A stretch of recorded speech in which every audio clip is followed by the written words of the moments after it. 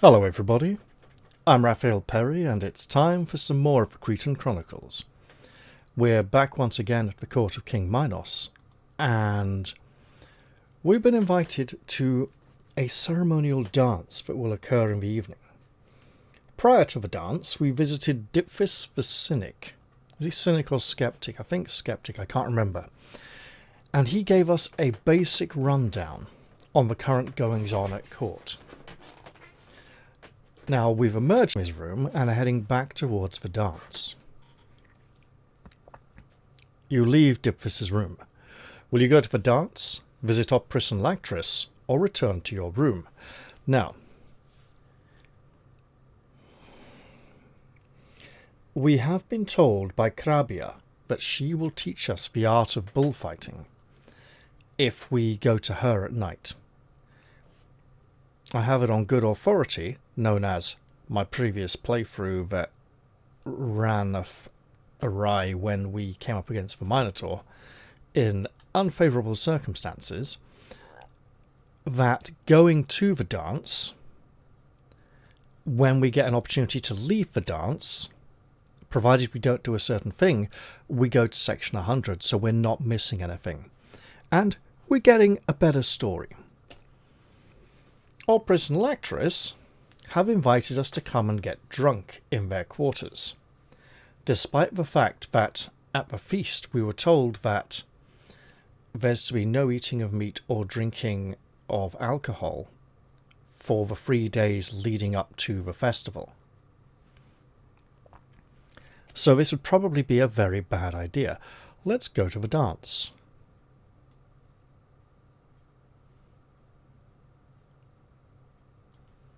Here we go. The throne room has undergone a transformation since you left. The long table has been cleared away to the side, leaving the main area of floor free for the dancers. In the two galleries are musicians, playing high fluting pipes or large lyres with wooden necks, or beating huge drums of a hypnotic rhythm. The music is strange, and you begin to feel how far you are from Trozen, your birthplace.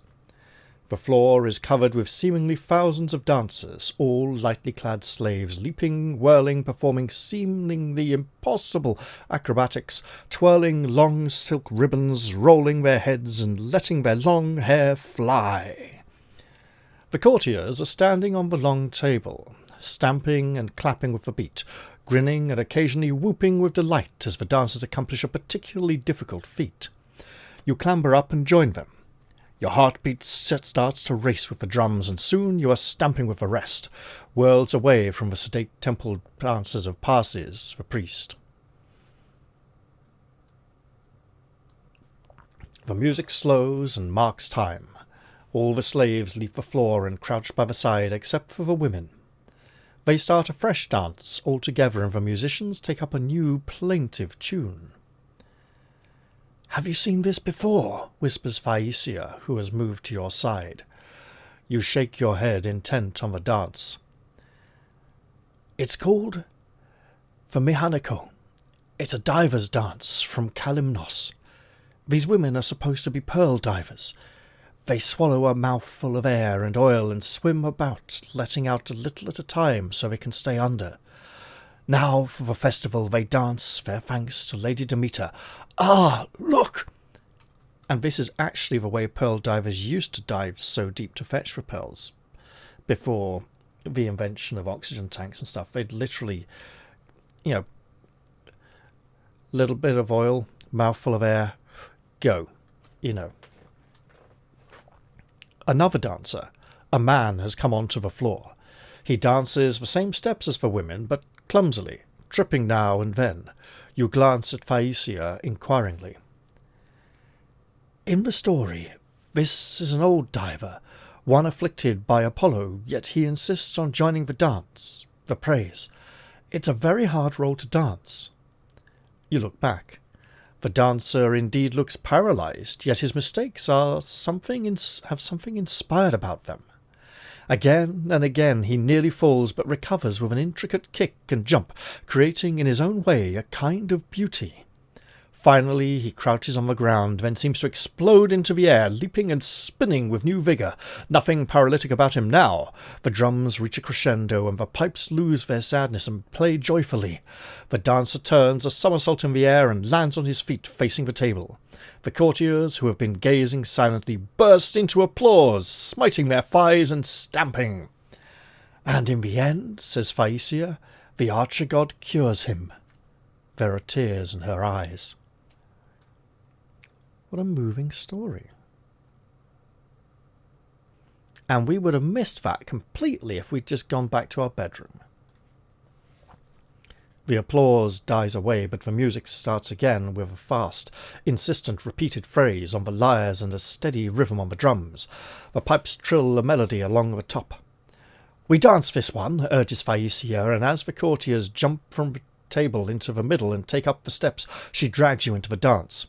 The bear! It's our national dance! You can't say you've really visited Crete until you've tried it. And so, unwillingly, you are drawn in and try to keep pace. For a few moments the music stays steady with the lyre phrase repeating over and over again, and you begin to be able to copy the basic steps, albeit without the Cretan's grace. But then, with a shouted, "Oh, oppa!" the speed picks up and you begin to become hopelessly lost. There is one bass drum in each gallery, and one of them always keeps the beat, but the other bass and all the other drums weave wild syncopated patterns around it, like a bear cub gambling in the spring. The beat passes from one gallery to the other and, at times, seems almost submerged, however hard you strain to distinguish it from the music, but the Cretans appear to have no problem. You stumble around, and the other dancers teasingly copy your fumbles, turning them into different steps again. Then the lyres abandon the repeating phrase and run up and down, each player trying to outdo the other. You lose the time completely, trip to the floor and fall, have one shame point. Well, okay, so we got a shame point for coming here. That takes us up to a whole 10. But hey, we're on 52 honour, so we're doing pretty well. The music vamps as you clamber apologetically to your feet, and then begins again, exaggeratedly slowly. Hopefully not for my sake. This time, as it speeds up, you're able to follow it, and you finish the dance flushed but triumphant, breathing heavily. Phaecia leads you off to the side. "Let's go outside," she says, seemingly scarcely out of breath at all. "It's cooler. Will you go with her, or stay at the dance? If we go with her, we miss our chance to train tonight. Let us stay at the dance, as that is what is expected of us as a guest anyway." A couple of pages too far there. There we go. "I'll stay here, thank you," you say. Phaecia shrugs, obviously offended, and disappears into the throng of dancers, so she doesn't go outside without us. You stay and watch for a while, and then things seem to be coming to an end. You can visit Opris and Lactris, or go to your room and sleep. Guess what? We're going back to section 100. With our 1 point of shame. Our new point of shame, no less. You undress and lie on your bed, tired out. But now there is no sound but the grasshoppers outside, and, from time to time, the cry of a night bird. You drift gently into Morpheus's shadowy kingdom, except you don't, because you notice this is a clue, and it's a nighttime clue, so instead of going to bed and to sleep, we subtract 20 sections and go to section 80. The palace is quiet. You tread warily through the cold, deserted corridors to the underground training room where Crabia is waiting for you. And now that the dance has ended, many people will have gone to bed, so less people will have observed us, rather than trying to go earlier. Although we would have just actually gone to the same section anyway. It is a huge, gloomy hall with a dirt floor. In the middle is a complicated wooden apparatus with 2 projecting handles, spaced as far apart as a bull's horns. This feels a bit modern. Very sort of American. Although it might be something Daedalus created while he was making the labyrinth. "You're going to try leaping on that," orders Crabia. You do a few practice handstands on the floor, and then try to jump and catch the handles. Eventually you can leap, catch the handles, balance for a moment, and then spring off to land on the ground on the other side, which is depicted in many murals in Crete on the walls, showing Cretan dancers doing this with bulls, performing in front of an audience. This actually featured very heavily in our first art history lesson in Class 9, and I think also Class 10. We may have repeated the lesson.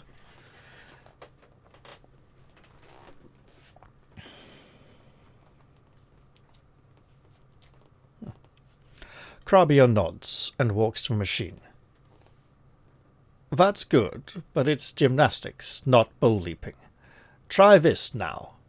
She pulls 2 small wooden pegs out of the machine and goes back to her place. You try again, but this time, as you balance, the machine rocks, throwing you to the ground. Ha! You peasant, crows Crabia. You think a wild bull will hold its head still for you? Again. This time it takes longer, but you are at last able to cope with the rocking. Crabia pulls out 2 more pegs and demonstrates that it will now sway from side to side as well as backwards and forwards. Do it! Your arms and legs ache, but at long last you are learning not to rely on the horns, not to use them as support, but merely to flick them to steady yourself, to balance, but always to be ready to leap off when the head tilts. Crabia seems satisfied. Good. Then she corrects herself. Not as good as your brother, but you'll do. You thank her too out of breath to be sarcastic. The comma was before the 2, not after. It looked like a discoloration on the page, and I completely missed it. Oh dear. You thank her, too out of breath to be sarcastic, and start to go back to your room. Wait. You turn curiously, and she pins a minuscule silver bowl to your shoulder. There. Now you are halfway to being a bull leaper. Tomorrow we'll finish. Add 2 endurance and have 1 honor point. You return to your room exhausted and catch some sleep. Now, that honor point balances out the point of shame we got from the dance. We also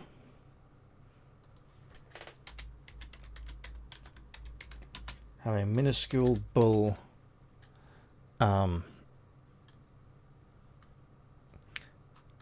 a badge or pin. I mean, it could be like a cloak pin or something, so it's essentially a badge, though. We'll just call it that.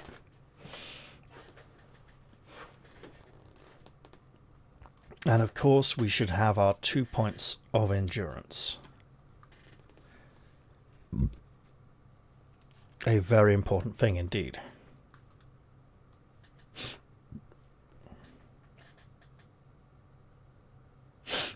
Oh dear.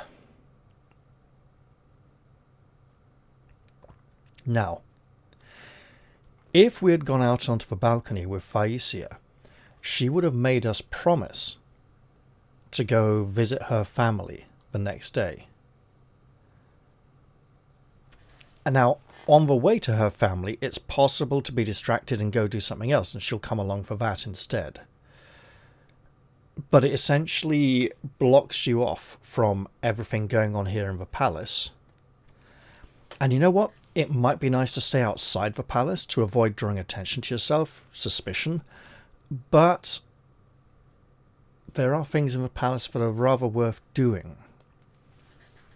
And while there are a few things outside that might be worth doing, they're nowhere near as valuable or rewarding as the things inside on this day, I believe.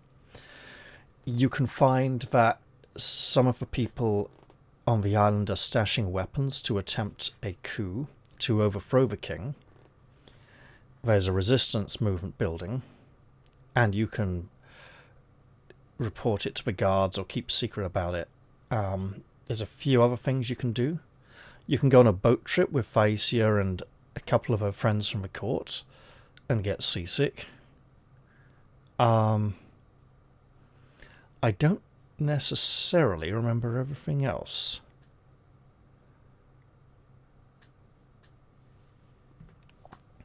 The day dawns brightly, and you awake refreshed with no trace of a headache.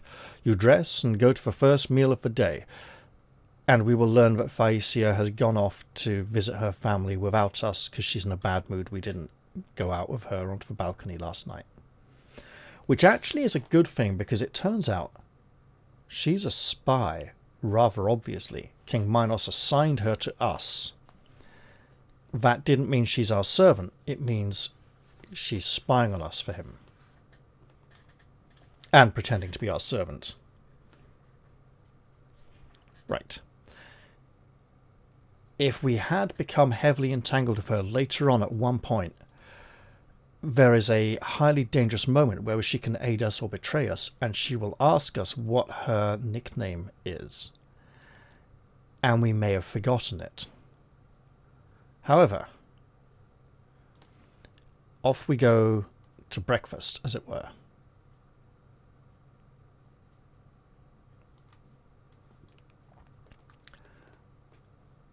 Lactress moment of triumph, whispers Opris. Look at him practicing his modest expressions. He smiles with no trace of malice. That feels wrong, doesn't it? 337. But I think it felt wrong last time too. It does say 377. And this was odd last time as well. I think I had a similar moment of... This is when they announced the Air Force then. Yes!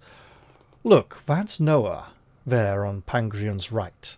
He indicates a young woman with what your mother Aethra used to call an overcast face. Seeing the fondness in her eyes, you mumble something appreciative. Ah, there's Uncle Pangrion getting up. The high priest looks down at Noah with what for him passes for a smile, and then proclaims, I have an announcement. The ephors for the festival will be Noah and Opris. That is all. He leaves. You cast a surreptitious glance around. Lactress looks like a sailor who sits down to eat a sumptuous feast, only for it to be snatched away by the harpies. Opris is surprised and pleased, and Noah has the expression of a little girl who sends a trader uncle away to fetch a gold brooch for her from the east when he returns with it, satisfaction not only in the gift, but in that the indulgent uncle will do what his niece demands. It occurs to you that you may have misjudged Noah, priestess of Demeter. And then after this, I think we have breakfast.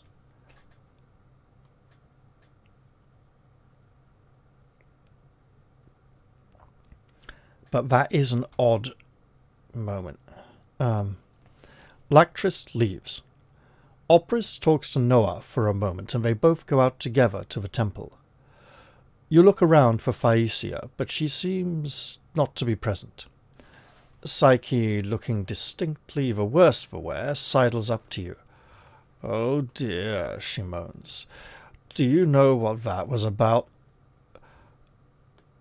Oh, she's been drinking with Opris and Lactress for last night. That's why she's looking a bit rough. This'll make more sense later on. I think so. Lactress looks a bit put out, perhaps. But she sees Andra approaching, obviously intent on making another heart-to-heart talk about your brother's merits and the benefits of romance. Psyche winks, pats you on the arm, and goes. Out of the corner of your eye, you see her being stopped by Mictros. To forestall Andra telling you how much she loves the Athenian accent, you ask where Thaisia is. She went to her mother's early this morning, Andra tells you with a gleeful tone. She went to her mother's early this morning, Andra tells you with a gleeful tone that implies that she thinks she knows the reason for your interest. She won't be back until after the festival. You can stay and talk to Andra, which I believe is not very helpful or very good. or see to other business around the palace, which I think is what we should do instead. Andrew will waste our time and it will go badly.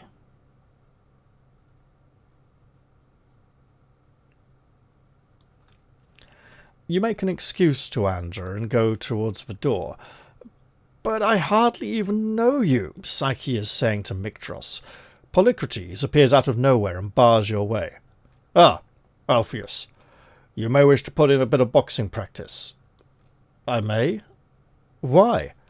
I'll be in the gymnasium. You can find me there. He gestures to a guard. You there. My compliments to Baloris.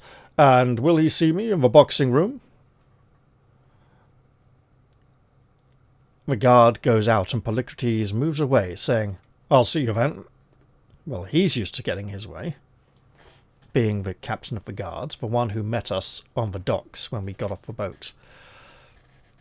You go, and as you reach the door, Psyche flings herself around your neck with an Altheus, darling! The force carries you puzzled out into the corridor. I don't understand. Psyche disentangles herself and smooths her hair again. Then you're obtuse. You just saved me from Mictros. She was trying to get away from him, not trying to get to me. She mimics a tragedy mask at his name. Oh, really, that upsetting, is he? Oh, is that all? I thought Aphrodite was smiling on me. Look at the fruit, not the rind. It may save you from amorous Andra. And she goes, with a smile, to her room. Amorous rind. So the rind is like the pith of an orange, right? It's the bit around the edge. Andra tries to be friendly, but she's pretty vapid, vacuous, empty. Oh, okay. We can go to the temple to see Opris and Noah. Turns out they're not there. Where are they? They're down by the docks, ready to go on a boat trip. And if we had gone with Phaeacia, we would have been invited by them to go with her on the boat instead of going to visit her mother. So them leaving is consistent.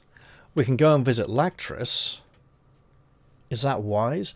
He's upset he didn't get the promotion. Go and see Polycrates in the gymnasium, or go to your room and wait. Well, going to our room to wait, no one's going to come visit us there. There's no special event. It's just missing out on all these things. We'll go to the gymnasium. Because it worked so well in our previous playthrough. When you arrive at the gymnasium, other people there are the only people there are two guards sparring. In reply to your question, you are told that Polycrates left a few moments before, but that he will probably return. We can go back to our room or wait for Polycrates to return. We shall await his return. Presumably he had good reason to depart. After a few minutes, Polycrates does return. Altheus, come to box? He asks. Yes, I have. Good. Let's box. You both bind strips of leather around your knuckles, strip to the waist, and start to box. It soon becomes clear that this is no relaxing practice bout. Polycrates is extremely agile for his years and throws hard punches. When one of these lands, you become much more clear-headed. Come on, boy! You're dreaming! Fight! You begin to fight back, but it is only when Polycrates begins to tire very slightly that you get the upper hand. After several hours, you are both completely exhausted. Polycrates holds up a hand. All right, we'll stop. You remove the gloves, strip, and go to bathe. And remember, the leather strips wrapped around the knuckles, that is something Greek and Roman Greek and Roman boxers used to do. Actually, there's a funny story about a Greek boxer who was jealous of his superior rival. Yeah. He did I mention this last time on my previous attempt? I might have done. It's on Stupid Deaths as well. It's quite funny. There was the most famous Greek boxer in the world in ancient Greece. Can't remember his name. Was so famous they put up a statue of him after he died. And there was another, not quite so famous Greek boxer who was so jealous that every time they did a boxing match he'd lost, that he would sneak down at night time to that statue and hit it with a stick. And he snuck down every night and hit that statue with a stick until it fell on him and crushed him to death.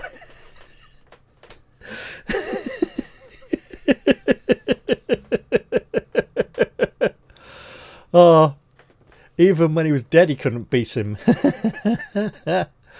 Oh, it's great stuff. Okay.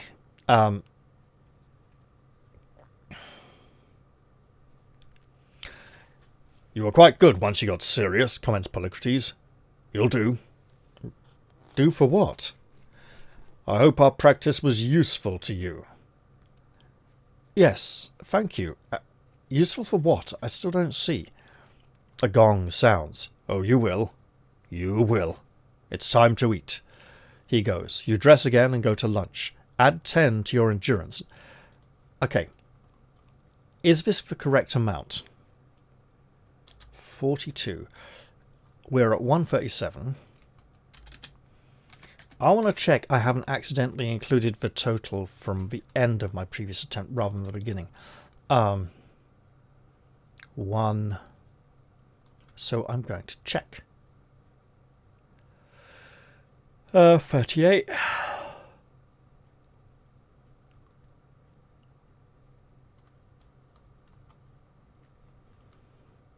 467.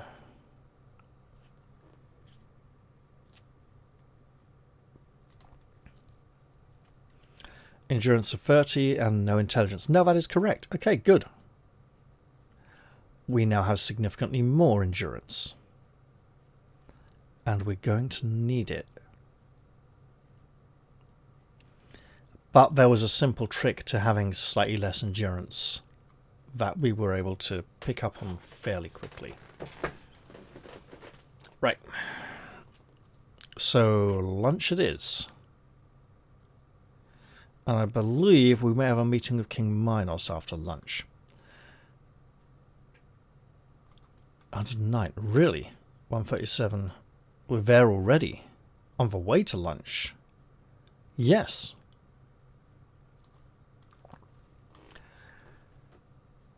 In the corridor, you pause to admire an intricate shell mounted on a plinth with thin copper wire threaded right through it. As you look, Minos appears behind you. Do you know how that was done, boy? You shake your head. Ah, but I do. Well, let me tell you a story. Some years ago, Daedalus was on the run from me. He went aground in Syracuse, and I lost him there. Well, I offered a reward to anyone who could thread a wire through one of these shells. It's that spirally shell with the, spiky bits right near the top and the conical... Yeah, it's like a conch shell, essentially, I think.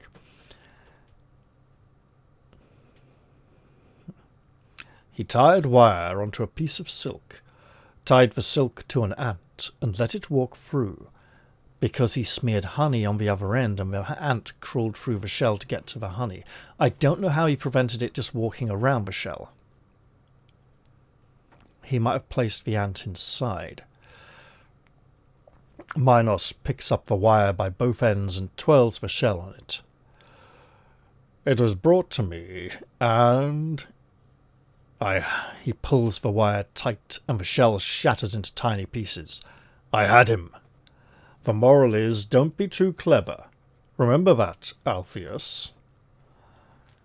He's just destroyed this just to say that to me. That seems like such a wasteful thing to do, when he could have used it to demonstrate to loads of other people as well.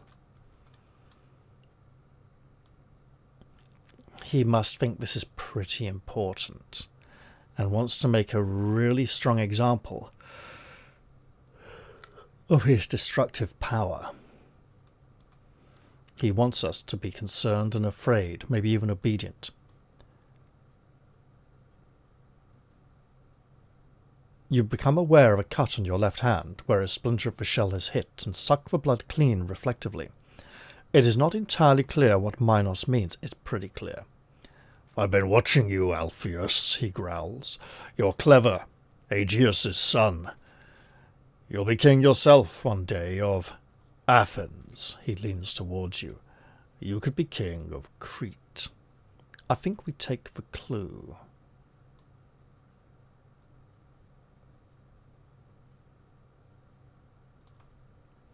Concentrate. Have one shame point and go back. Okay, fine. Fine. We can take a point of shame. We're barely into double figures. Although what he's saying is going to turn pretty ugly.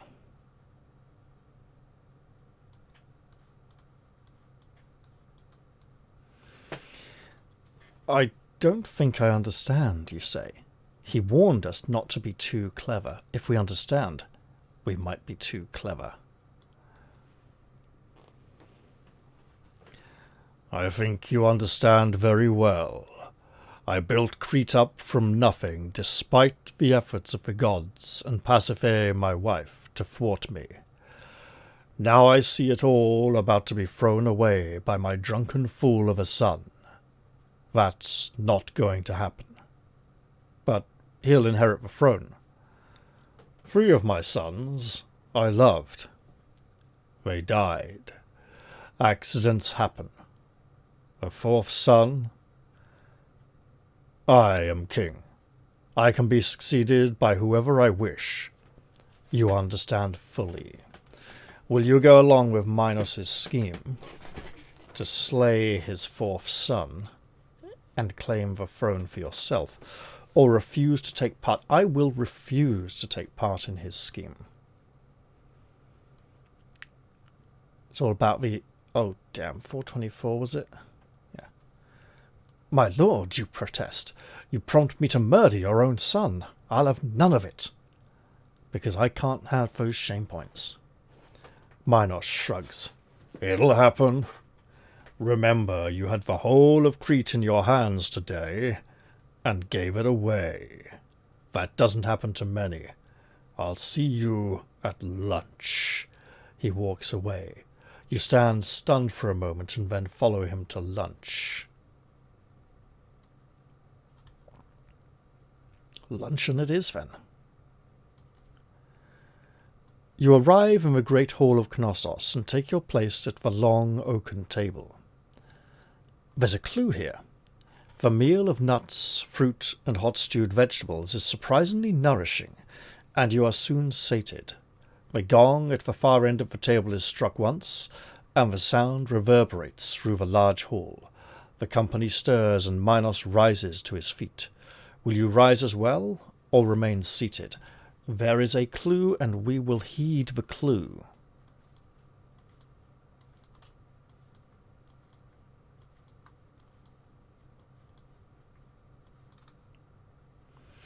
You watch your neighbour. She begins to get to her feet, so you copy her actions, rather than remaining seated. Good clue. You rise to your feet as the rest of the company stands. Minos mumbles a few words, but you cannot understand, for they are in some ancient, obscure language.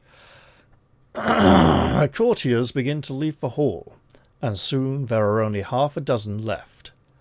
As you start to leave, Mictros jostles past you with unnecessary violence, and then Crempton shoves you to the floor, saying, "Out of my way, foreign upstart! This is too much, and your patience is broken like the dam which holds against the river until, at last, the swollen flood bursts through and the people of the valley are drowned. You lash out at Crempton. The blow catches him by surprise, and he steps back, clutching his injured cheek. He starts to advance, but suddenly checks himself. A huge hand clamps down on your right shoulder, and you turn to see Minos' grim features. Control yourself and save your energy. Tomorrow you shall fight each other in the Pancration. The goddess Demeter demands that 2 strong youths battle in the boxing ring until one cries out for his life on the dust. Now keep apart until the contest." He dismisses you both with a weary wave, and you depart to your rooms musing on the words of the king. This is a setup. I mean, even if Crempton and Mictros haven't been prompted to do this to goad me into the fight that Polycrates clearly knew about already when he spoke to us during the boxing practice, I don't think he knew I had been chosen yet, but I think he had a pretty good idea and was preparing me. Back to our room we shall go. The machinations of the court are in full flow, it would seem. You pace back and forth across the room like a lion which, trapped by hunters on the high hills of Africa and taken to the court of the Nubian king, restlessly prowls around its strong wicker cage before it throws its weight against the bars, breaks out, savages an effete tribal chieftain, and runs sleekly away across the wide plains. Not wild, although they're pretty wild and wide. The narrow confines of the room begin to oppress you, and you slump down on the bed. Will you grab some rest so that you might be refreshed for the evening? Or will you investigate Minos' fortress while the palace slumbers?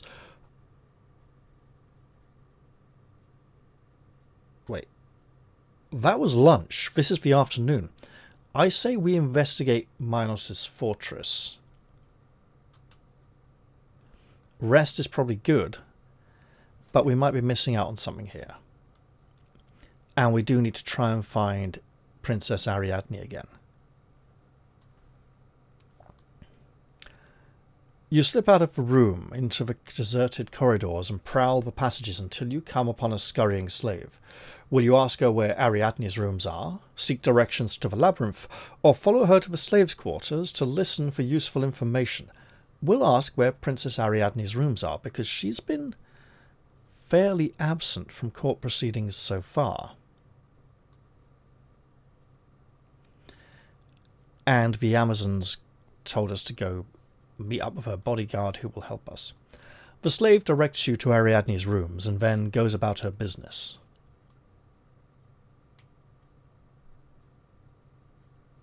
Which is fair enough, I suppose. Ariadne's door is guarded by a heavy... Ariadne's privacy is guarded by a heavy door, but you manage to open it by leaning with all your weight. You stumble inside and come face to face with an Amazon warrior. "Hello, Altheus," she says. "We have not been to the prison in Crete." It's almost as if she's expecting us. We're a guest. She's probably seen us already.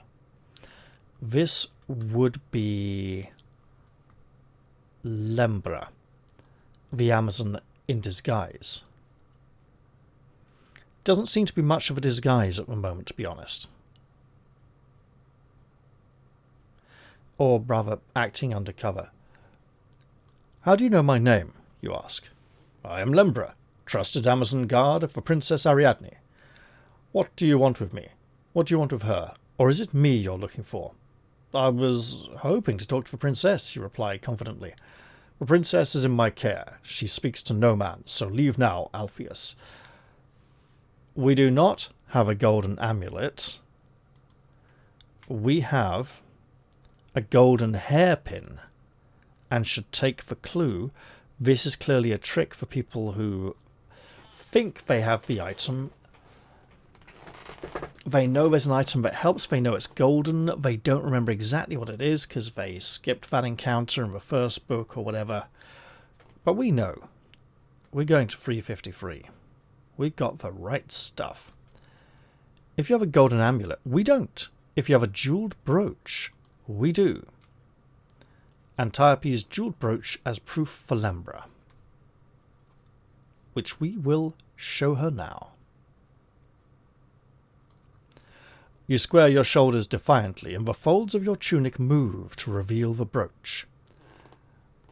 "Your queen Antiope gave this to me and bade me tell you I was a friend of the Amazons."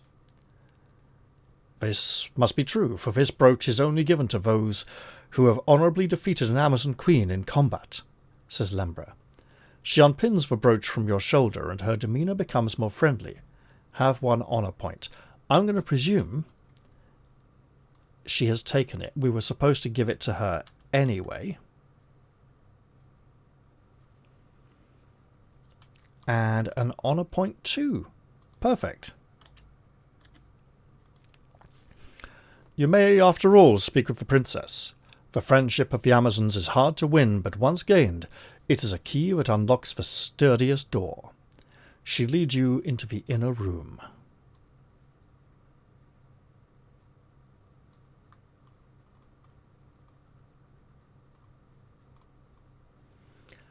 Ariadne's bedroom is sumptuously but scrappily furnished, as if its designer had known what it was to look like, but had lacked the will to carry it through.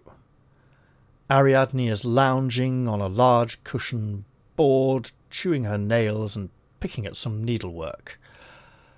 As she sees you enter, she looks up at Lembra with an expression of wild surmise and hope.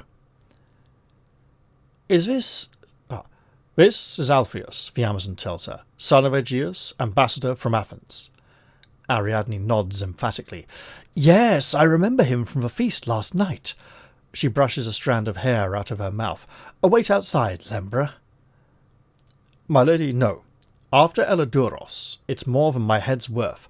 Yeah, we were supposed to mention Elidouros to Ariadne. I think there's a few situations where we might be able to mention him to her. This, I don't believe, is it." "Don't be silly, Lembra. I wouldn't touch this stripling. Outside."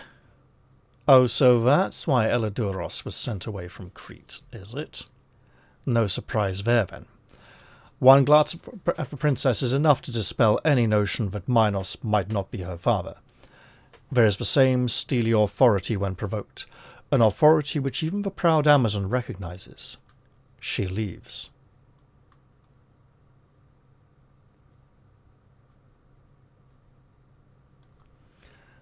"I'm prepared to talk to you," begins Ariadne, waving aside your attempts to talk, "because you're my only hope now. When you leave Crete, I want you to take me with you." She misinterprets your silence as unwillingness. "I'll make it worth your while," she adds, with a trace of contempt. "No, I'll take you with me. I was surprised, that's all." "Can you imagine what my life is like in this satin cage, waiting for my father to marry me off to some foreign princeling? I mean nothing more to him. This is no life. I've tried to get with child by Elidouros to escape this, but we were discovered and he only got away by chance. After that, I have Lembra watching my every waking moment. Take this." She reaches into a fold in the cushions and pulls out a ball of thin wool. You turn it over in your hands. "What's this for?" "At the start of the labyrinth, tie this thread to a rock and ply it out behind you. That way you may be able to find your way out again." "How do I get into the labyrinth?" "You'll be thrown into it tomorrow, like it or not. And then, don't be naive. If you imagine that Minos has been intending to do anything else ever since you arrived, you're being very foolish indeed. Crete can't afford to abandon the tribute, or we would all perish. We would all perish." You ponder this grimly. "The secret of travel in the labyrinth is simple," continues Ariadne.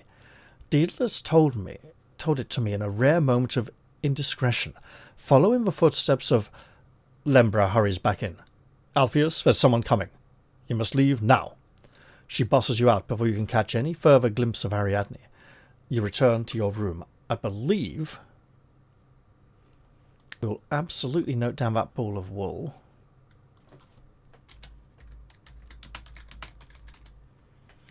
And I think we need to get hold of some kind of torch or lantern to light our way in the labyrinth. For now, though, we are returning to our room. There are no lemon-soaked paper napkins.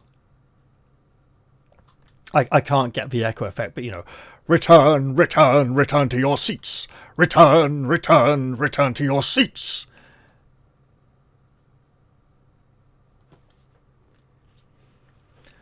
You wash your face in a basin of cold water, reflecting on the events of the afternoon.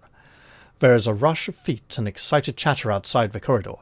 The door flies open and Andra bursts in and seizes you by the arm, adjusting the white flower behind her ear with her other hand. "You're coming to the dance," she cries, "and it is clear that whether you wish to or not, You are. You submit to necessity and are dragged through the passages of the throne room with various young courtiers, none of whom you recognize. The large hall is throbbing with people, lost in the ecstasy of the goddess in the burgeoning spring. In the centre, a few courtiers are already dancing to the strains of a flute. Around the outside, people stand in groups, chatting and occasionally picking at the food that lies on the tables. Across the room you see Opris and Noah, and you head off towards them, Andra dogging your footsteps. Before you can reach the two ephors, the drums start up. The main dance begins, and Andra encircles you around the waist with her eager left arm. Your right arm firmly grips her far shoulder, and with your left you seize hold of Psyche to complete the dancing circle around a ritual amphora full of wine. As the drums beat out, the ring moves one way, then the other, oscillating in time with the music. The pace increases, and you, with the rest, begin to kick into the centre of the circle with alternate feet. Apollo is not our patron. We have also avoided gaining the favour of Dionysus in Book 1 to gain the favour of Demeter, which we will need later in this book. This means that the deadly trap which is coming is probably not an auto-kill, but it's probably still difficult and deadly. Now, I don't know if you watched my previous video, but last night I recorded a very long episode of Zero Parades for Dead Spies, where the dice just hated me for over 3 hours straight. And after that, I don't really want to take my chances here. It feels too risky. I think I'm better off leaving it and trying in the next episode.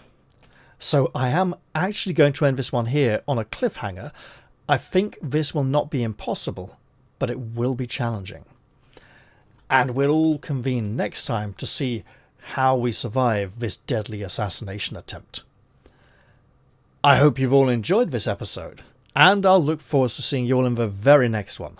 I'll say goodbye for now, though, everybody, and see you all next time. Cheerio, everyone. We're all Bronze Age heroes.